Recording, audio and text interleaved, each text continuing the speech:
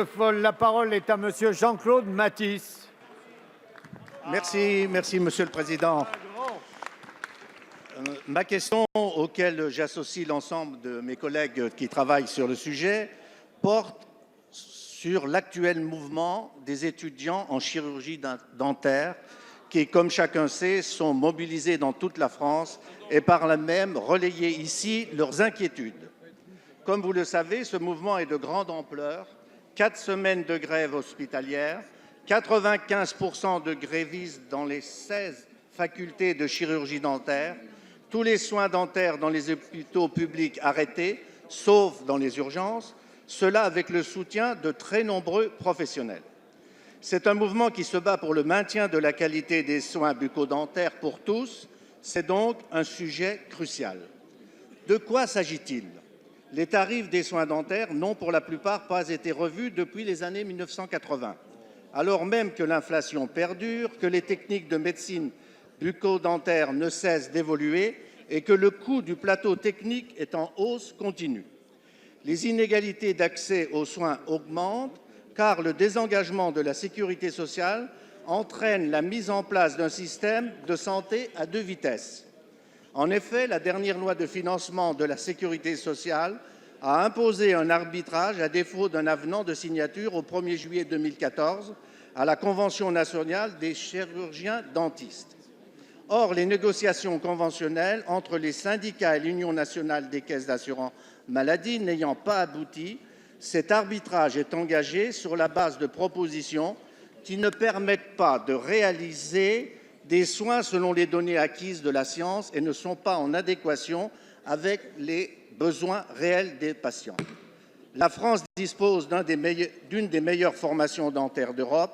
Il est donc indispensable que les tarifs conventionnés tiennent compte de l'évolution de la médecine. La parole est à Madame Marisol Touraine, ministre des Affaires sociales et de la Santé.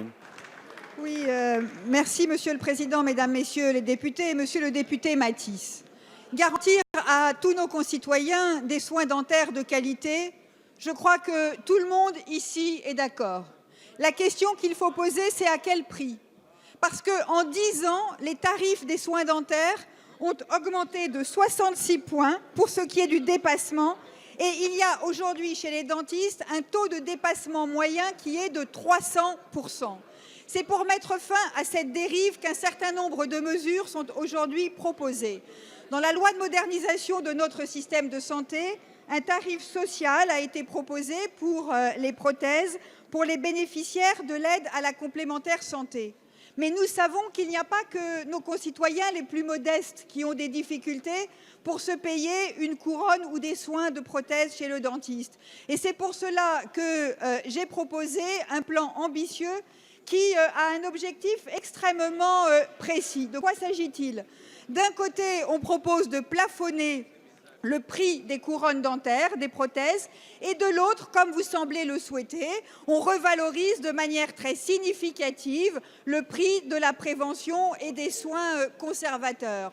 Concrètement, l'assurance maladie a proposé un accord. Cet accord, il portait sur 800 millions d'euros et cela représentait une augmentation des revenus des dentistes de près de 9 000 euros par an pour plus de 75% des dentistes.